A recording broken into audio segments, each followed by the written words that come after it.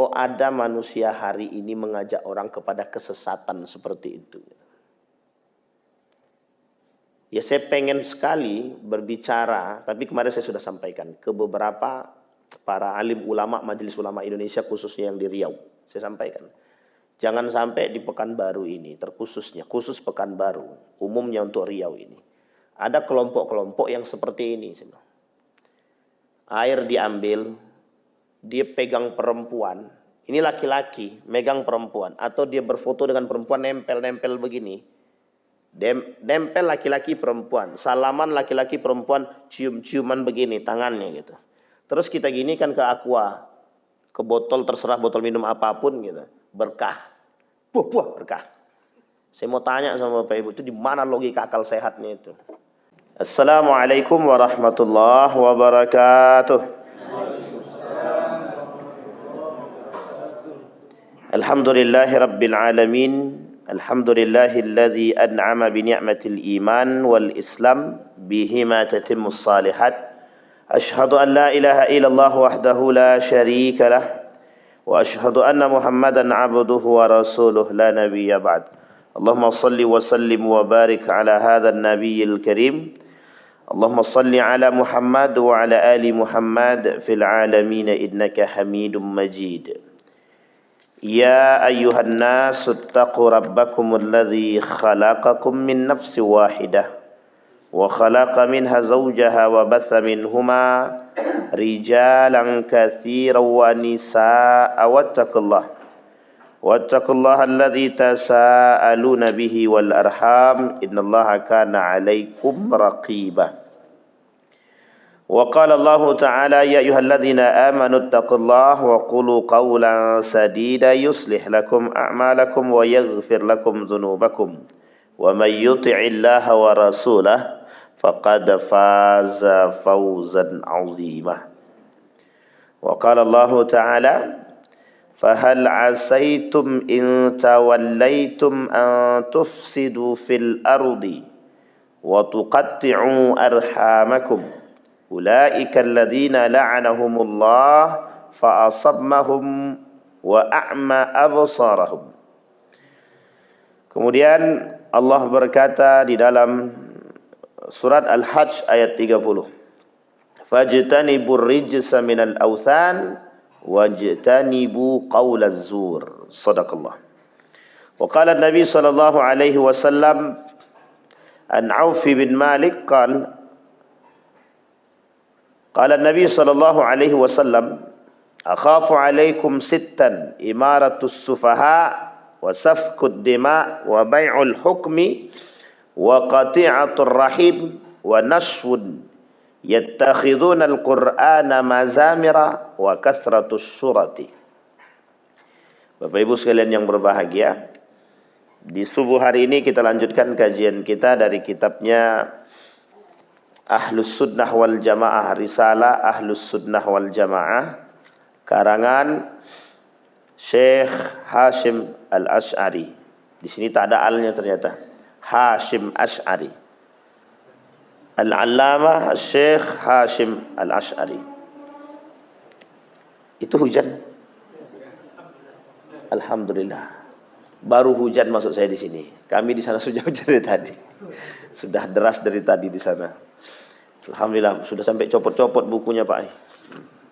Tak tahu mana. Baik Bapak Ibu. Subuh hari ini saya ingin menekankan kepada kita semua dalam satu hadis baginda Nabi Muhammad sallallahu alaihi wasallam. Tapi bukan hadis ya, dalam surat An-Nahl ayat 25. Allah kata begini. Liyahmilu auzarahum kamilatan yaumal qiyamah wa min auzaril ladzina yudillunahum. Kata Allah, kelak mereka akan membawa, betul-betul mereka akan membawa, karena ada kalimat lam taukidnya, lam penekanan, liyahmilu. Ya, bukan lam taukid di sini, ada lamul amri, lam yang digandeng untuk perintah. Kalau dalam bahasa Arab namanya lamul amri. Lamul amri itu ada tambahan lamnya di depan, artinya sebenarnya untuk.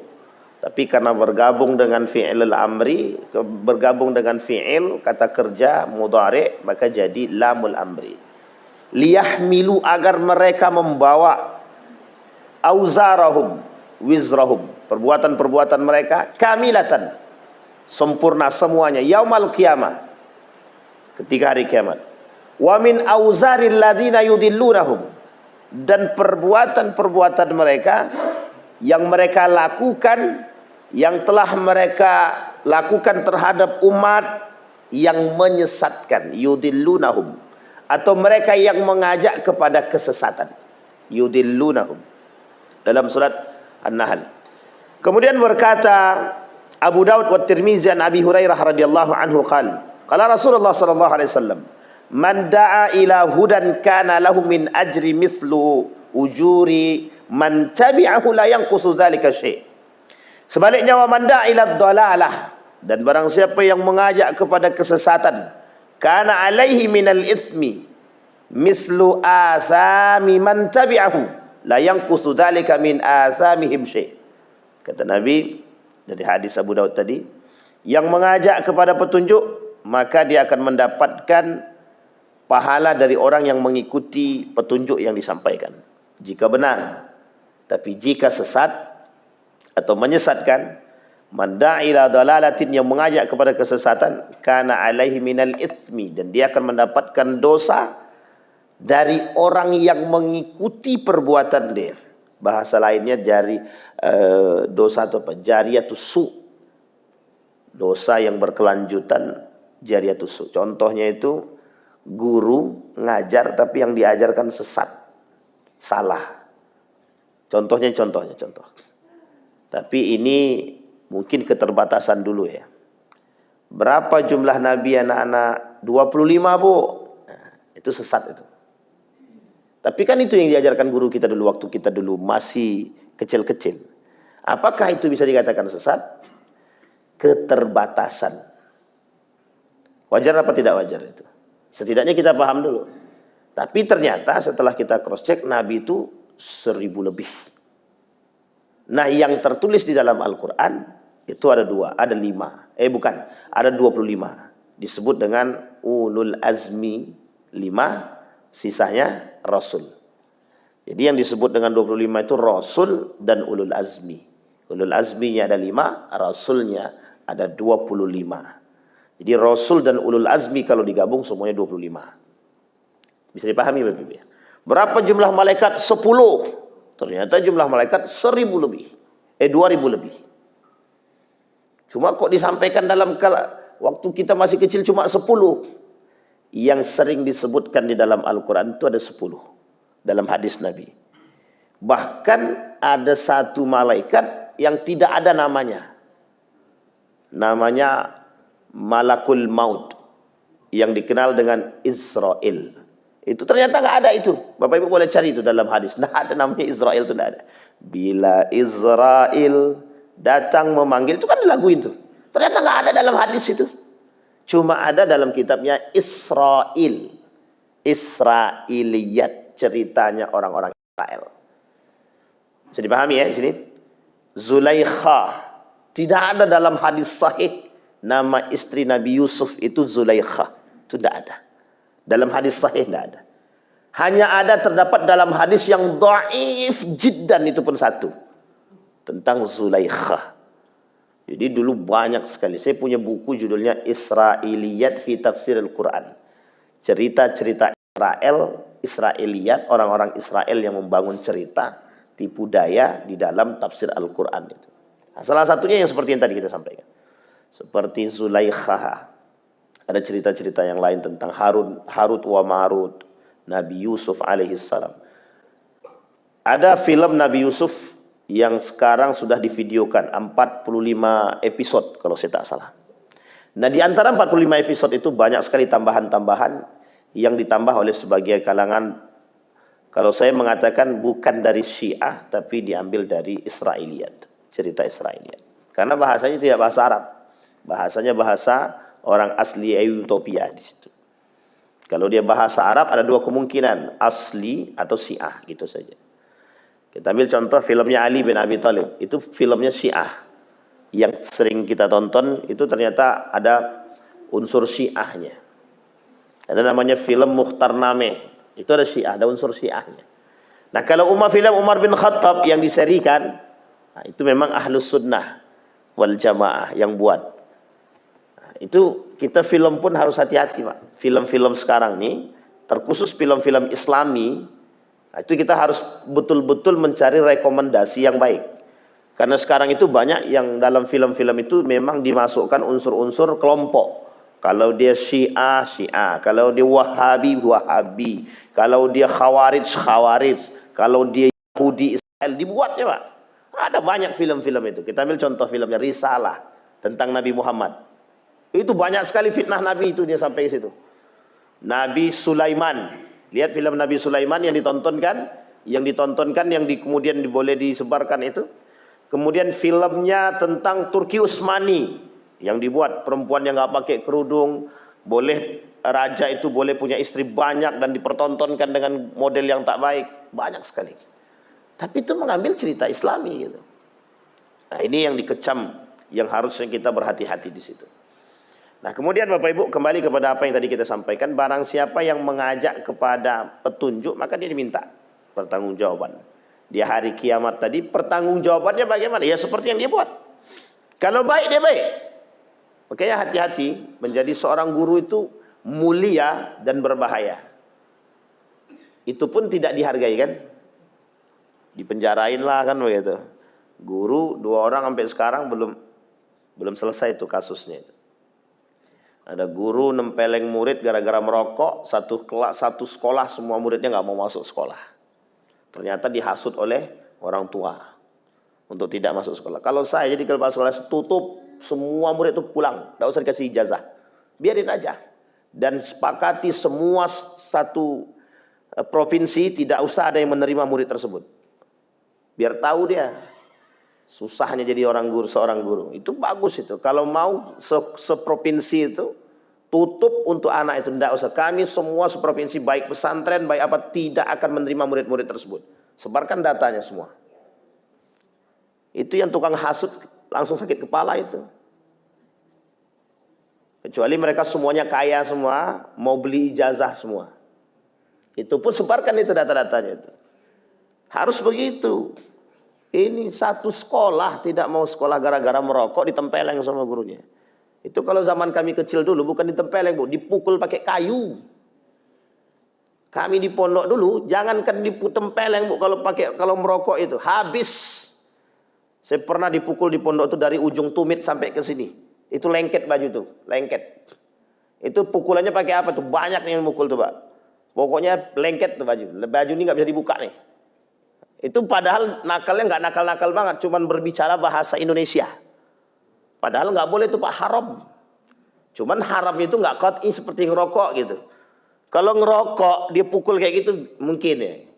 Nah, tapi ada yang paling fatal itu pernah disodorkan di hadapan kami itu 5 rotan, mulai dari yang kecil sekecil ini sampai rotan yang sebesar ini. Itu patah semua. Kami ada 20 orang.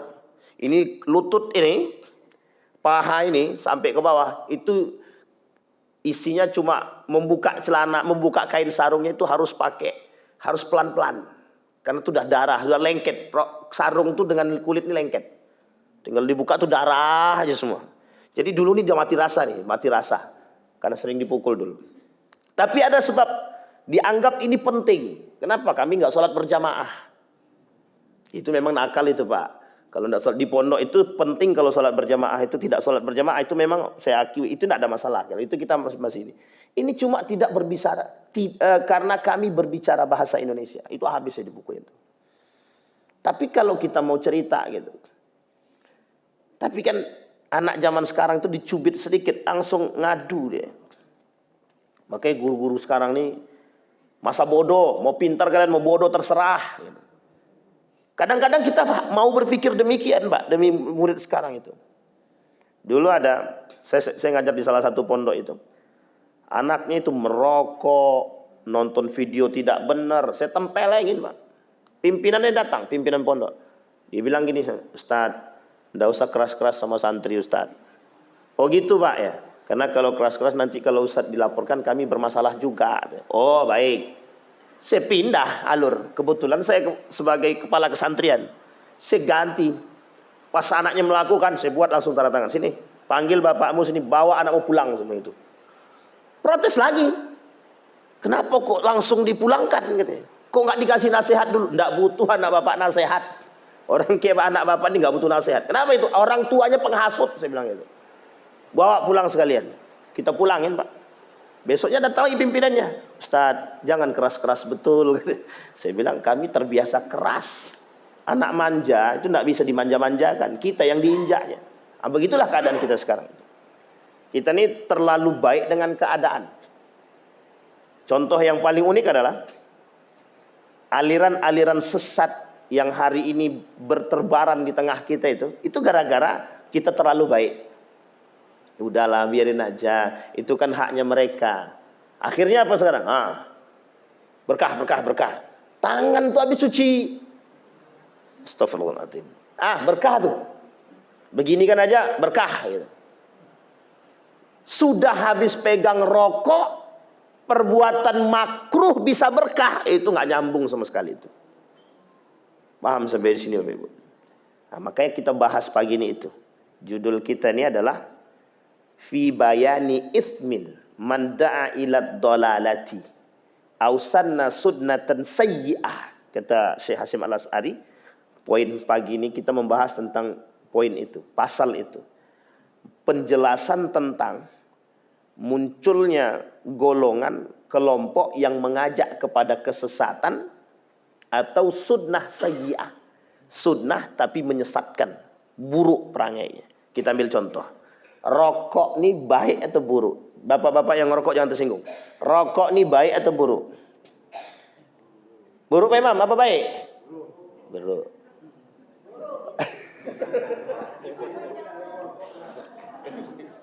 Ini ya Bapak Ibu ya. Kalau Bapak Ibu protesnya sekarang, itu sebenarnya mengulang masa jahiliyah dulu gitu. Jadi ketika ulama berdebat tentang rokok nih, halal haram nih, beginilah keadaannya itu persis. Haram gitu ya, makruh, mubah gitu. Yang merokok makruh itu gitu. Yang nggak ngerokok haram kata dia gitu, merusak kami gitu deh. Dan itu keadaannya sama Pak, tapi sambil tersenyum ya, nggak perlu sakit hati gitu. Karena yang sakit hati mesti nggak terima dia itu rokok. Sekarang kita bicara makruh. Makruh itu ada dua setidaknya. Satu makruh yang haram, yang kedua makruh litanzih. Ya sama lah artinya. Jadi ada makruh yang masih dibenarkan, tapi ada makruh yang diharamkan. Contoh yang makruh tapi boleh dikerjakan ya seperti makan jengkol, makan bawang putih, bawang merah itu masih dibenarkan. Dan ada beberapa hal terkait ibadah yang makruh tapi masih bisa dibenarkan gitu. Termasuk rokok ini ikhtilaf. Rokok ini ikhtilaf. Ada yang mengatakan haram, ada yang mengatakan makruh tapi masih boleh dilakukan. Tapi bagi Muhammadiyah rokok itu haram. Bagi Muhammadiyah rokok itu haram. Titik tidak ada koma. Titik tidak ada koma. Kecuali ya Muhammadiyahan gitu. Ya maksudnya dia Muhammadiyah tapi tidak mengikuti aturan Muhammadiyah gitu loh. Jadi ngerokok tetap, ya pada aspek lain dia Muhammadiyah begitu. Begitu juga dengan teman-teman yang beraliran bermazhabkan Imam Ahmad bin Hambal, mereka berpahamkan bahwa rokok itu haram. Sesuatu yang makruh itu haram. Maksudnya makruh itu tidak perlu untuk dikerjakan karena dia makruh itu, jangankan makruh, hadis dhaif aja tak mereka pakai, apalagi yang sifatnya makruh. Nah, sekarang kita kembalikan poinnya Pak. Yang saya maksud bukan itu, kita berbicara tentang rokoknya. Rokok ini Bapak Ibu sekalian berbahagia, kita ambillah hukumnya itu makruh. Kita anggap kita ambil hukum itu makruh. Sekarang pertanyaan kita adalah, apakah makruh bisa disandingkan dengan perbuatan sunnah? Apa kata seorang apa cocoknya kita panggil ya? Seorang laki-laki. Pria itu agak-agak gimana gitu bahasanya. Kata dia gini, setiap hisapan dan hembusan rokok itu seperti hembusan surga katanya. Itu makruh ya. Bagi sebagian kalangan haram. Saya kadang berpikir begini, kok ada manusia hari ini mengajak orang kepada kesesatan seperti itu? Ya saya pengen sekali berbicara, tapi kemarin saya sudah sampaikan ke beberapa para alim ulama, Majelis Ulama Indonesia khususnya yang di Riau. Saya sampaikan, jangan sampai di Pekanbaru ini, khusus Pekanbaru, umumnya untuk Riau ini, ada kelompok-kelompok yang seperti ini. Air diambil, dia pegang perempuan, ini laki-laki megang perempuan, atau dia berfoto dengan perempuan nempel-nempel begini. Nempel laki-laki perempuan, salaman laki-laki perempuan, cium-ciuman begini tangannya gitu. Terus kita gini kan ke aqua, ke botol, terserah botol minum apapun gitu, berkah, buah berkah. Saya mau tanya sama Bapak Ibu, itu di mana logika akal sehatnya itu? Ini ada beberapa kesalahan di sini. Satu, kesalahan pertama kita ambil daripada pengikutnya. Yang pertama adalah kita terlalu meninggikan kalimat berkah. Kami mau ngambil barokah, berkah dari orang. Jadi gini Bapak Ibu, saya luruskan ya. Bapak Ibu kalau mau ngambil berkah, itu tengok orangnya. Tengok betul orangnya. Ke masjid enggak pernah, anggaplah tiap waktu dia ke masjid, tapi masbuk terus. Anggaplah dia ke masjid, meskipun masbuk, kita anggap itu. Tapi kalau sudah di tangannya rokok, perkataannya enggak benar, kerjaannya mohon maaf melakukan perbuatan-perbuatan tidak benar, itu kalau masih kita ngambil berkah, itu berkah apa yang mau kita ambil? Ada berkah yang mau kita ambil? Ada. Berkah sayyi'ah. Ya nggak nyambung berkah itu dengan keburukan gitu loh. Kita ngambil berkah keburukannya. Biar apa? Biar terus jalan keburukan itu. Paham maksud saya di sini Bapak Ibu? Jadi kita ini sedang bersahabat dengan kesesatan gitu loh. Ini bahasa saya ya. Bahasa saya adalah kita ini sedang diajak bersahabat dengan kesesatan. Jadi seolah-olah perbuatan-perbuatan yang seperti itu, kalau kita tidak ada kalau kita tidak indahkan, kalau kita tidak berikan peringatan, karena mereka melakukan perbuatan tersebut secara terbuka. Ini kalau kita tidak lakukan secara terbuka dalam menasehati mereka nggak akan mau mendengarkan. Akhirnya kalau Majelis Ulama Indonesia tidak memberikan peringatan kepada pelaku-pelaku tersebut, maka itu akan terus berkembang. Yang seperti ini akan terus berkembang. Sekarang kita perhatikan, mohon maaf ya Bapak Ibu ya. Ini saya sampaikan. Sekian banyak sekarang itu dai-dai bermunculan dengan model begini. Punya pengajian. Kita tidak ada salahkan mereka mau punya pengajian, silahkan. Tapi jangan menyesatkan. Kajiannya, dia duduk di depan, di bawahnya laki-laki dan perempuan, bercampur baur. Haram Pak. Laki-laki bercampur baur dengan perempuan hukumnya haram. Lah kita kajian, yang kita bahas agama, tapi kok yang mendengarkan atau posisi kita adalah dalam keharaman. Pertanyaan saya, di mana letak masuknya ilmu? Dijawab sama mereka, kami tidak butuh ilmu, kami butuhnya hiburan. Kami tidak butuh ilmu, yang penting kami dapat berkah. Loh, di mana letak berkahnya? Sampai di sini paham Bapak Ibu? Maka kalau ada orang yang datang, Ustaz tolong bacakan air ini. Saya bilang, saya ini pelaku maksiat. Saya bilang, jadi kalau kalian datang minta gini dikasih maksiat, mau saya bilang. Kita ini belum tentu suci. Tapi Bapak Ibu, jangankan hanya dengan orang yang seperti, ya kita anggap sekarang banyak dai-dai itu. Jadi kita harus berhati-hati dengan keadaan sekarang. Jangan sembarangan datang kemudian minta tolong, kasih air, minta ini. Cukup katakan kepada mereka jika kita memang menganggap mereka itu berilmu, tolong doakan kami. Tolong doakan kami. Ibu mau saya ambil air itu kemudian saya sudah cucuh berkah gitu. Saya jujur Pak, saya memang betul terusik dengan keadaan sekarang ini. Betul terusik. Saya jujur aja. Keadaan kita sekarang ini semakin membahayakan. Uniknya pengikutnya adalah anak muda. Karena gusnya muda. Kalian mau cium? Begini loh. Nah, ini silakan. Jadi yang dalam benak saya, ya Allah, kalau inilah yang dipertontonkan dengan keadaan, di mana letak marwahnya agama? Kita seperti ini kajiannya, empot-empotan mencari jamaah, Pak, yang mau belajar. Mereka sudah banyak jamaahnya, tapi mereka manfaatkan untuk mencari kepentingan. Sehingga mereka sebarkan paham-paham yang dimaksud sunnah itu di mana. Sekarang saya tanya, apakah merokok itu sunnah? Tidak ada yang sepakat bahwa merokok itu sunnah, tidak ada. Jangankan hirupan surga, sunnah aja tidak. Jadi sunnah merokok itu tangannya begini. Di mana letak sunnah merokok itu tangannya begini? Dalam itu nikotin. Jadi sunnah kita ngisap nikotin itu. Astagfirullah wa atubu ilaih. Jadi kesesatan yang seperti ini yang kita maksud. Ini dalam bahasan sunnah, belum bahasan yang lain. Yang kedua, kata Nabi dalam hadisnya itu nanti di akhir zaman itu, kata Nabi, akan muncul di tengah umatku itu mereka tungkirunal munkara, la tungkirunal munkara. Mereka tidak mengingkari kemungkaran. Wala ya'rifunal khaira. Mereka tidak melakukan perbuatan kebaikan.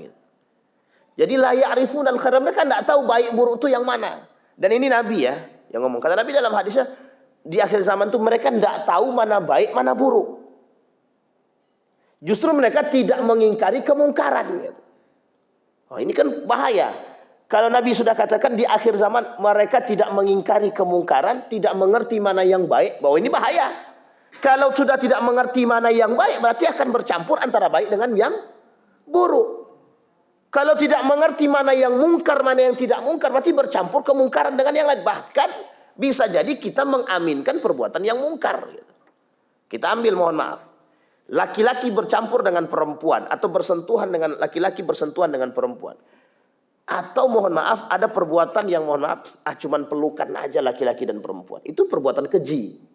Kecuali yang suami istri ya.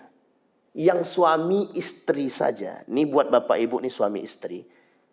Haram hukumnya, bahkan memang ada yang mengharamkan. Mengharamkan pelukan di depan umum suami istri.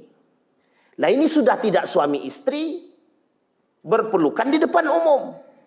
Sudah haram pertama berpelukan, haram kedua yang bukan suami istrinya itu. Nah ini kita diajak untuk memaklumi perbuatan-perbuatan yang sederhana seperti ini. Sebenarnya bukan sederhana tapi perusak.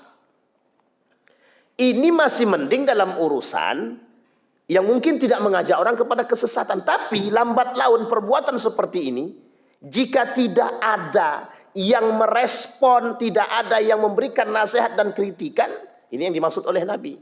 La yungkiru al-munkara. Mereka anggap ini perbuatan biasa, ya udah. Satu orang berbuat didiamin, dua orang berbuat didiamin. Akhirnya ketika tiga orang berbuat masih didiamin, semua orang anggap itu biasa. Apa harus menunggu respon dulu untuk melakukan kemaksiatan itu dan untuk mengaminkannya? Ini dalam ranah kemaksiatan. Lah pertanyaannya adalah kemaksiatan seperti ini kok dimasukkan ke dalam kajian? Kok dimasukkan dalam majelis? Kok dimasukkan dalam halaqah?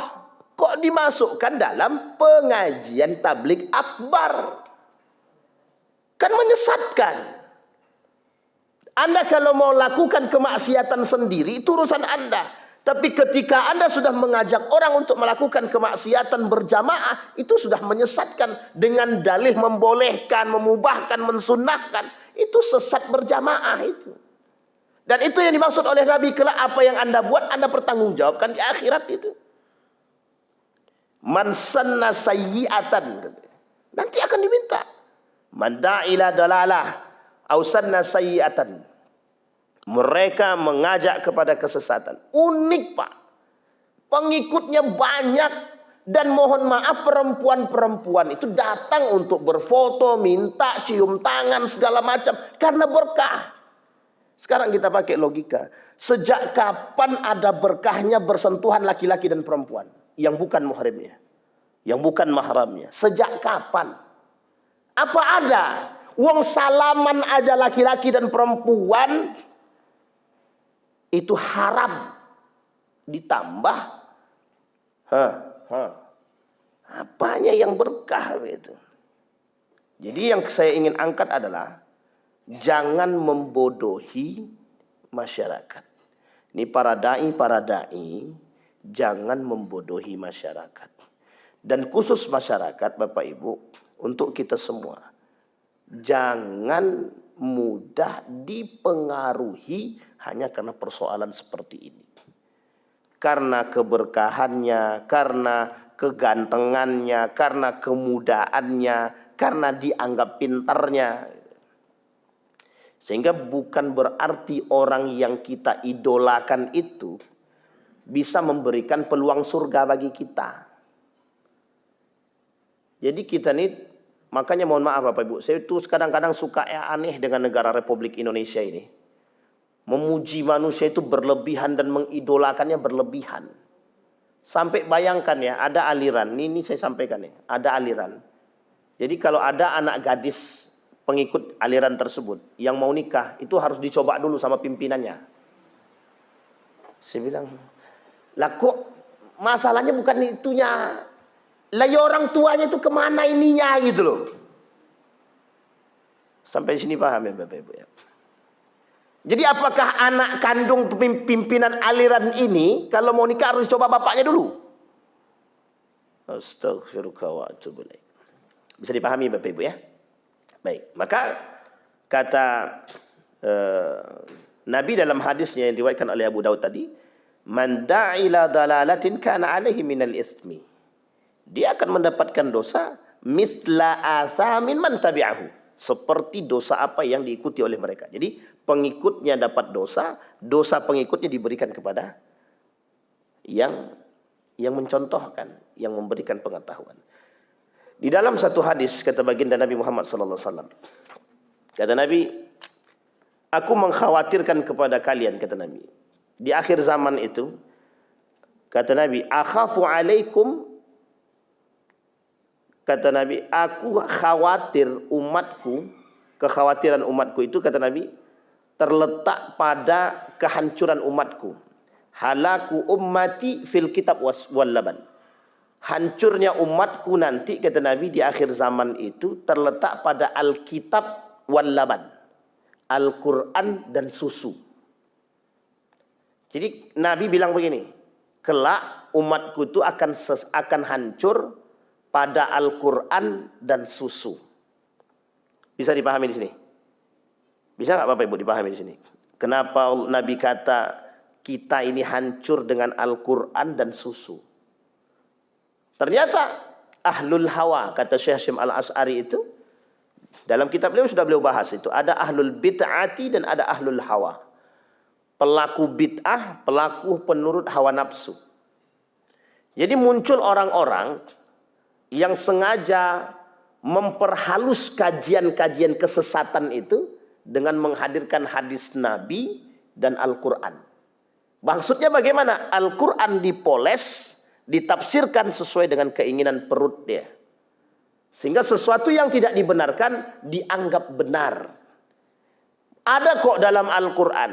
Nah, ini seperti cerita seorang anak yang berubah menjadi seorang da'i di panggung. Apa dia kata? Ini juga nih, kesesatan juga ini. Apa kata dia? Sampurna. Kan ada lambang A-nya. A-nya Allah. Sampurna. Berarti Allah itu sempurna, kata dia. Makanya kita harus ngerokok sampurna, kata dia.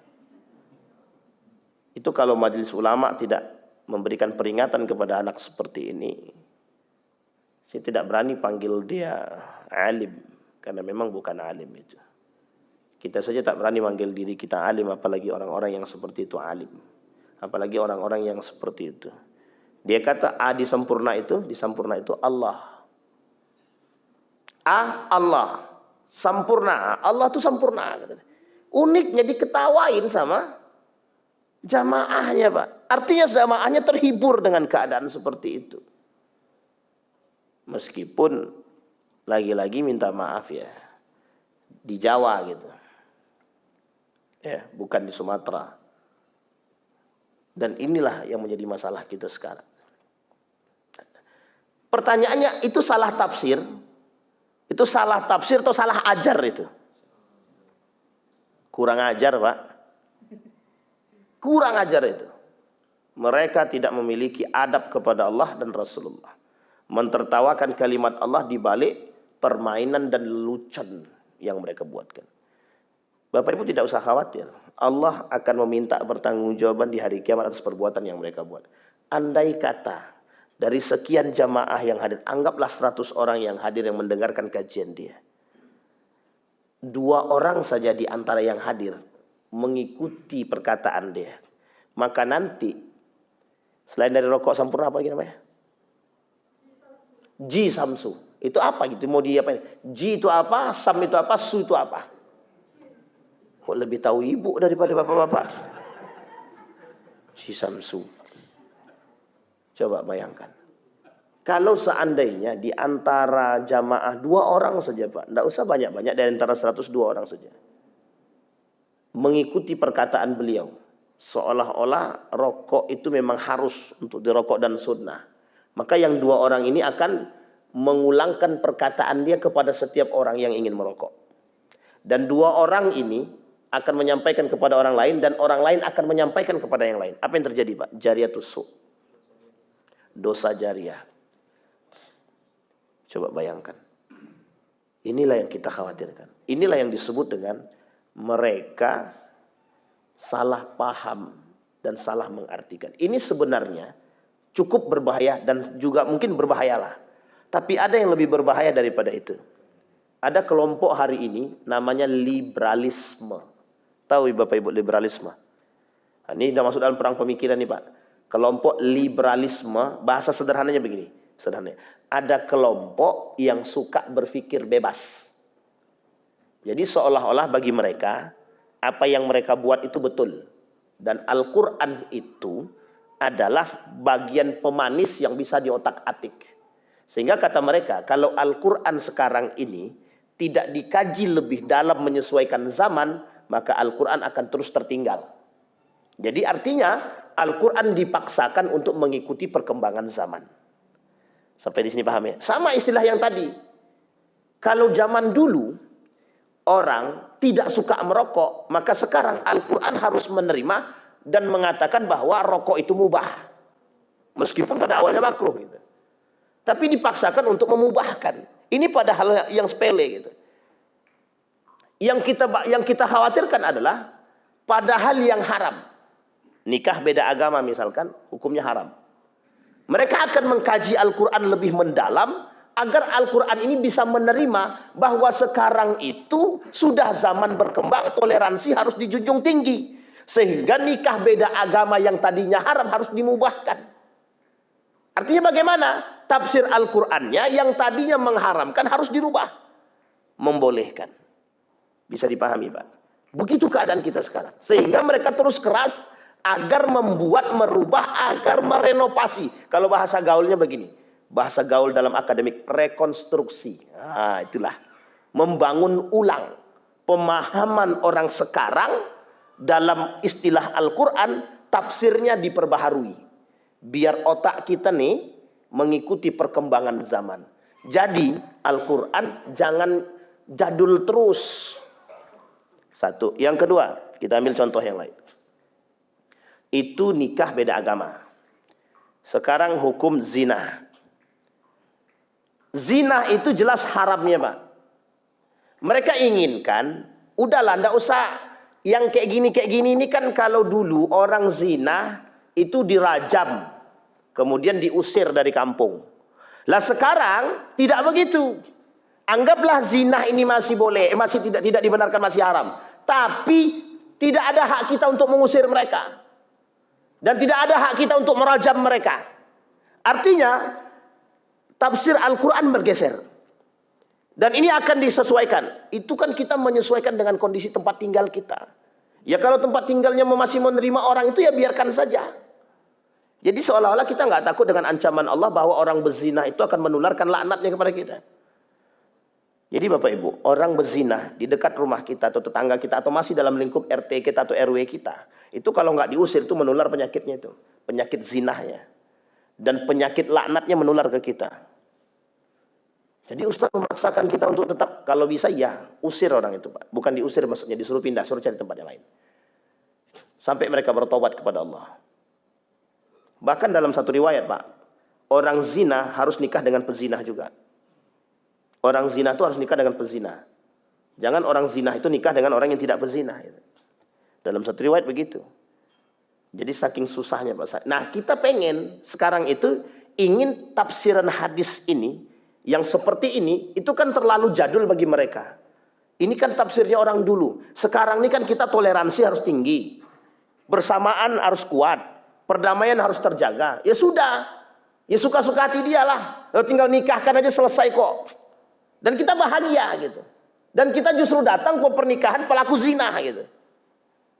Bisa dipahami maksud kalimat ini? Jadi kita diminta untuk memahami itu. Sama istilahnya dengan yang tadi saya katakan. Perbuatan itu makruh. Makruh itu condong akan mengantarkan kita kepada yang haram. Makruh itu condong akan mengantarkan kita kepada yang haram. Lah kok bisa kita mubahkan dan halalkan gitu?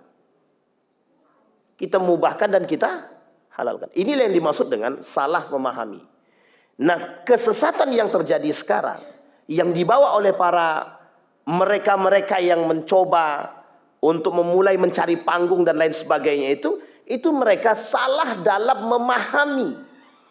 Makanya bahasanya kata Nabi, kelak yang mempelajari Al-Quran itu al-jahlu. Yang menyampaikan Al-Quran itu al-jahlu.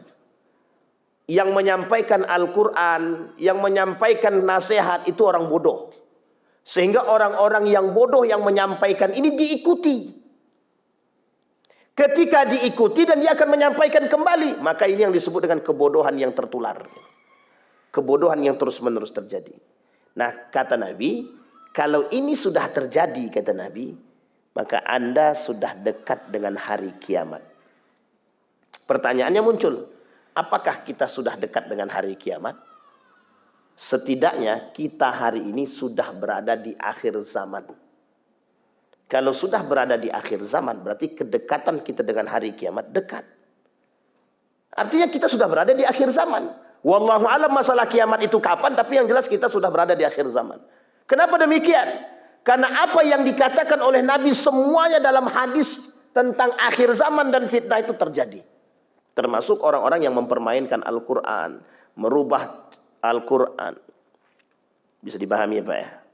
Nah, kenapa ini perlu kita sampaikan?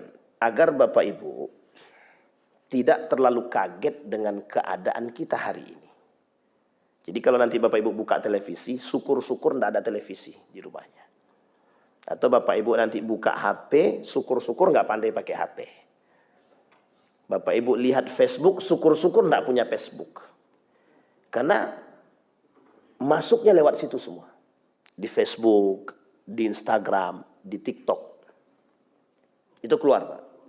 Aliran-aliran, ustadz-ustadz, da'i-da'i yang seperti itu. Nah, maka Bapak Ibu, kenapa hari ini kita lebih mudah menemukan kesesatan-kesesatan seperti itu? Karena ada media. Nah, media ini itu tidak memfilter mana yang sesat dan mana yang tidak sesat, tidak difilter. Ustaz, sekarang saya tanya sama Bapak Ibu, apa hukumnya menyampaikan persoalan rumah tangga kita di hadapan umum? Apa hukumnya, Pak? Tercela seorang istri menyampaikan permasalahan rumah tangga dia di hadapan orang umum. Itu tercela. Lah sekarang ada ustadz di depan, ustadz suami aku begini ustadz, dia menceraikan aku, dia begini. Itu disampaikan depan umum. Apa hukumnya itu? Itulah perempuan itu penghuni neraka itu. Bolehkah menyampaikan urusan rumah tangga kita? Ustadz, suami aku itu kan ustadz, dia sukanya memang setiap hari minta berhubungan badan ustadz. Aku tidak kuat ustadznya. Itu aib Pak. Bahkan mohon maaf seorang istri haram menceritakan kekurangan suaminya kepada ibu kandungnya atau mertua dia. Bu, suami aku tuh tidak punya kerjaan, capek aku kayak gini terus. Selagi suami kita masih menjalankan kewajiban dia sebagai seorang suami dan dia masih ada usaha, haram bagi kita untuk menceritakan. Kecuali kita menceritakan ini dalam mencari solusi. Itu pun tidak di depan umum. Saya dengan Ustadz, seorang alim, misal saya datang untuk menceritakan tentang istri saya, Ustadz, saya pengen Ustadz menasihati istri saya. Itu pun kalau dalam pandangan saya baik. Sampai di sini paham? Ini tidak di depan umum. Ribuan orang yang datang di hotel atau di mall dibuat di situ. Ustadz, suami saya itu begini Ustadz, sampai nangis. Orang lain melihat itu entah kasihan atau, tapi yang jelas mereka telah menyebutkan, menyebarkan aib di hadapan orang umum. Itu yang nggak benar. Ini kalau kajian kayak gini masih ada yang membenarkan, berarti mereka telah menyelewengkan agama itu. Jadi jangan urusan agama seperti ini diperjualbelikan. Nah, yang kita khawatirkan yastaruna bi ayati samanan qalila. Lidah ini, kalau bahasanya, bahasa gaulnya Inggrisnya bagaimana? Lip service. Jadi lidah ini pemanis, Pak. Lidah kita berbicara seolah-olah yang kita sampaikan itu betul, ternyata mohon maaf, justru menyesatkan. Kalau hari ini penyampaian aib di hadapan khalayak ramai dianggap biasa, maka kira-kira apa yang akan dilakukan? Kedepannya apa yang dilakukan? Apalagi diamini oleh seorang yang ustadz misalkan, maka akan terus Pak tersebar itu aib. Dan orang-orang lain, oh biasa kok, nggak apa-apa, kami kok curhat sama Ustadz si Fulan ibn Fulan kok, nggak ada masalah itu, didengarkan sama yang lain. Berarti perbuatan tersebut sudah tidak lagi menjadi hal yang tabu, sudah biasa. Maka setiap orang akan menceritakan aibnya di hadapan orang lain biasa. Makanya kalau Bapak Ibu sekarang lihat mudahnya seorang istri menceritakan aib suaminya kepada yang lain, karena itu. Karena kebiasaan itu. Dia biasa menceritakan aib ini di hadapan yang lain. Akhirnya diaminkan oleh perbuatan tersebut. Kalau ada perempuan datang ke saya bilang begini, jangan sebutkan nama suamimu. Kalau cuma kami bertiga, saya dan istri saya dan kemudian perempuan tersebut, silahkan. Timbul fitnah nanti, Pak. Nanti dikira kita yang menyebarkan aib orang. Tidak semua orang menyukai hal tersebut. Nabi mengingatkan orang lain, memberikan nasihat, itu pun tersembunyi. Ketika seorang ulama menasehati muridnya, malam hari, Pak, malam hari, Imam Syafi'i itu malam hari diketok pintunya, tok tok tok. Gurunya yang ngetok, gurunya. Apa kata gurunya? Masuk dia. Berdiskusilah di malam hari mereka berdua. Apa kata gurunya? Sepertinya apa yang kau sampaikan itu agak keliru. Tidak langsung dijustis salah, Pak, tapi agak keliru. Apakah seperti ini yang kau sampaikan? Iya. Sepertinya ini agak keliru. Itu guru menegur murid dengan cara yang seperti ini. Lah ini aib yang disebarkan di depan umum. Jadi kita sedang menjatuhkan harkat dan martabat rumah tangga kita sendiri. Lah kalau seperti ini sudah tidak menjadi satu hal yang diperhatikan dengan cara yang baik, berarti apa yang harus kita lakukan? Nah, inilah yang dimaksud. Maka perhatian kita terhadap zaman sekarang itu, kalau kita tidak betul-betul hati-hati, kita yang terjebak dalam perbuatan. Allah, wong hal-hal begini kok dipersoalkan. Enggak ada masalah wes. Nyantai wae bro. Yang kayak gini biasa bro. Jadi karena sesuatu yang sudah dibiasa, yang tidak pernah terbiasa, dibiasakan, dipaksakan untuk dibiasakan, akhirnya biasa dan terbiasa. Istilah ini sangat saya sampaikan kepada Bapak Ibu, istilah ini sering dan sangat terjadi sekarang. Pegangan tangan laki-laki dan perempuan yang bukan mahramnya. Karena dianggap biasa. Oh, kami cuma pegangan tangan kok, Bu. Enggak ada yang lain, cuma pegangan tangan kok. Cuma pegangan tangan. Laki-laki dan perempuan yang bukan mahramnya pegangan tangan. Pegangan tangan ini, jangankan pegangan tangan, sentuhan saja dimintai pertanggungjawaban di akhirat itu. Jadi kita jangan memudahkan sesuatu yang sudah diharamkan gitu. Dan jangan menghalalkan sesuatu yang tidak diinginkan. Yang dikhawatirkan oleh Nabi adalah orang-orang seperti ini menghalalkan yang haram dengan menyalahkan tafsir Al-Quran. Artinya tafsir Al-Qurannya sudah benar, mereka datang dengan model penafsiran yang lain. Dan mereka katakan dalam penafsiran kami kontekstual itu begini. Maka ada kelompok namanya liberalisme yang mengusung model penafsiran Al-Quran dengan gaya hermeneutik namanya. Ada namanya hermeneutik, cara mentafsirkan Bible, Injil, dipakai ke Al-Quran. Bisa dipahami ya? Jadi ada kelompok yang mencoba, apa maksudnya? Mereka mengkaji Al-Quran, mentafsir Al-Quran itu kontekstual, menyesuaikan dengan perkembangan zaman. Akhirnya Al-Quran dipaksakan untuk mengikuti perkembangan zaman. Kalau tidak sesuai dengan Al-Quran, yang dipakai yang itu, yang Al-Quran ditinggalkan. Dipahami ya? Jadi sekarang itu diinginkan begitu. Kelompok-kelompok yang datang dengan isme-isme ini, dengan kesesatan-kesesatan ini, mereka menginginkan kita meninggalkan Al-Quran. Sehingga tafsir yang kita pakai tafsir mereka yang menyesuaikan perkembangan zaman. Kalau Al-Quran bertolak belakang dengan pemahaman tafsir ke depan, maka kita tinggalkan makna Al-Quran yang asli, kita pakai yang itu. Itu yang mereka inginkan. Maka tak salah ketika, mohon maaf, ada orang yang mengatakan bahwa zina itu kalau diperkosa. Kalau tidak diperkosa itu tidak zina. Kalau melakukan hubungan badan suka sama suka itu tidak zina namanya. Ini kalau ada yang kayak gini pemahamannya itu sudah menyesatkan betul itu.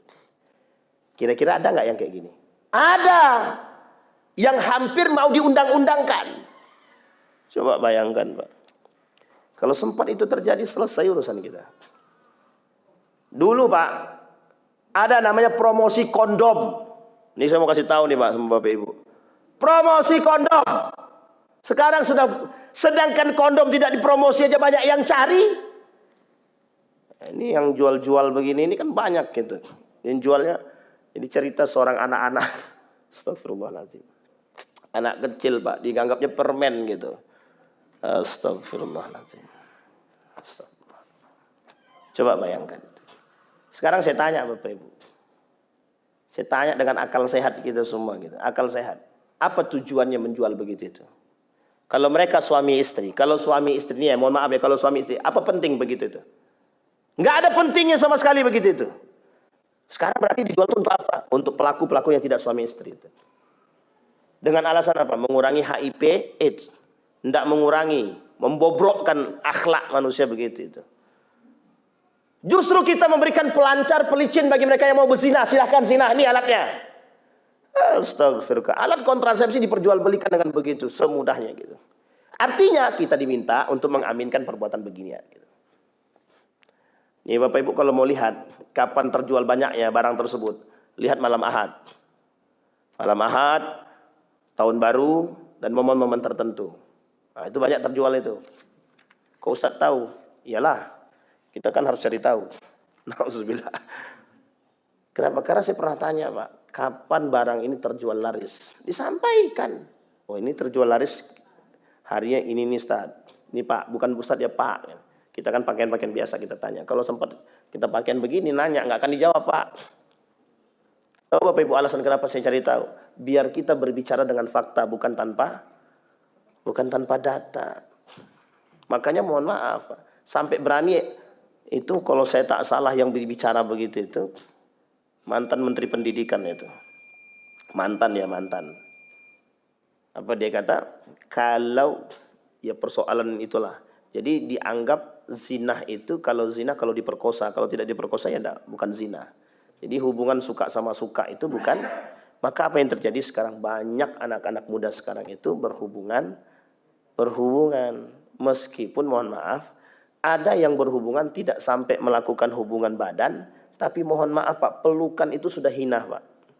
Jangankan pelukan Pak, pegangan tangan, dempetan begini. Ya Allah ya Rabbi Pak. Lah dipertontonkan oleh seorang yang mengaku gus, seorang yang mengaku mengerti agama, dia pegangan tangan dengan perempuan lain. Coba bayangkan. Dan ini artinya kalau ada seorang tokoh yang melakukan perbuatan tersebut, kira-kira kalau ada pengikutnya yang mengikuti, kita mau salahkan siapa? Wong Gus tersebut aja buat kayak gitu. Kok ngapain kita Bapak melarang? Bapak siapa? Gus bukan, punya majelis tidak. Dia aja melakukan. Loh kami ngikuti dia kok. Coba Pak. Akhirnya yang terjadi apa? Pembandingan. Kita dibandingkan. Wong kita nggak punya majelis, kita nggak punya jamaah. Lah yang lebih kuat yang mana? Sama istilah bahasa saya. Seorang profesor berbicara tapi menyesatkan lebih didengar ketimbang seorang yang tidak profesor tapi meluruskan. Saya tanya Bapak Ibu, seberapa penting seorang kalau profesor yang berbicara di depan ini kira-kira semua kita terpukau nggak tuh? Wow, itu profesor Ustadz yang ngomong. Meskipun sesat. Meskipun sesat. Tapi kita wow, karena kita wownya pada profesornya. Gelar profesornya seolah-olah gelar profesor itu mengakui semua dunia itu. Seolah-olah keprofesoran itu mengakomodir semua ilmu di muka bumi ini. Dia profesor di bidang teknik Pak, belum tentu di bidang agama. Tapi kalau dia profesor di bidang agama, itu juga ada. Kayak profesor yang mengatakan jilbab itu tidak wajib. Wah itu kan pertanggungjawabannya di akhirat itu. Gimana coba itu? Tapi kalau itu yang berbicara, mesti yang mohon maaf SAG nggak penting ini. Apalagi yang nggak punya gelar. Gus Baha nggak punya gelar Pak. Gus Koyum nggak punya gelar, tapi keilmuan agama dan Al-Qur'annya satu orang. Saya kasih tahu Bapak Ibu, ada namanya Gus Koyum. Gus Koyum itu sebelum membahas tafsir itu, satu ayat Al-Qur'an yang beliau bahas, itu beliau menghadirkan 8 sampai 10 tafsir yang lain untuk membahas satu ayat saja. Coba Bapak Ibu bayangkan, satu ayat beliau bahas dalam 8 sampai 10 tafsir. Itu nggak punya gelar. Nggak ada gelarnya itu. Ini baru satu referensi, udah hebohnya sejagat raya. Seolah-olah dia pula yang punya segalanya. Gitu. Saya mengkaji tafsir A Ustaz, dari pagi sampai sore. Dan saya dapat gelar. Anda dapat gelar itu, mengkaji itu beneran dari Anda baca bukunya. Bahasa Arab nggak pandai.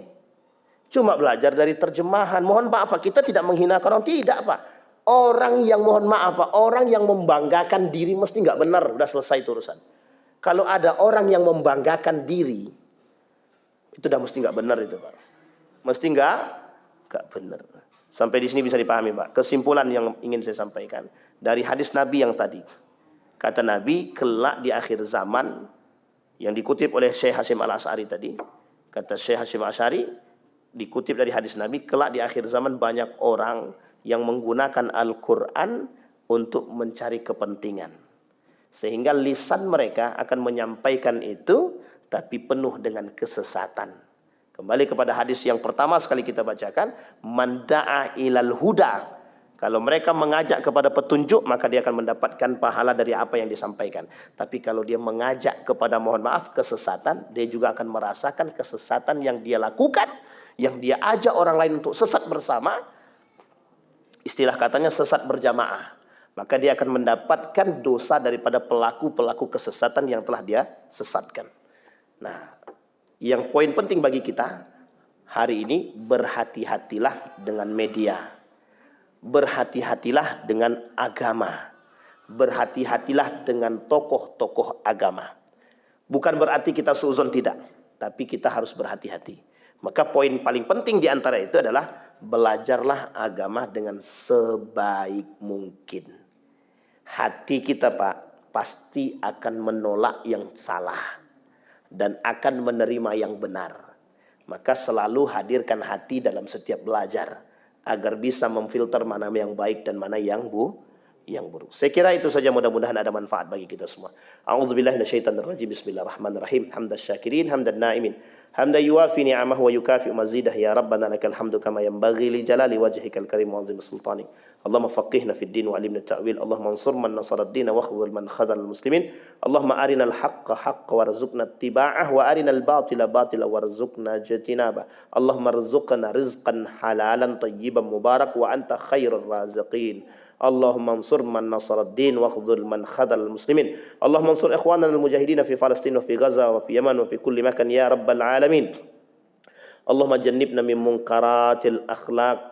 Allahumma khtimna bis salihin. Allahumma ighfir lahum warhamhum wa'afihim wa'fu anhum wa akrim nuzulahum wa wasi' madkhalahum waj'alil jannata mathwahum. Rabbana atina fid dunya hasanah wa fil akhirati hasanah wa qina adzabannar. Walhamdulillahi rabbil alamin. Assalamualaikum warahmatullahi wabarakatuh.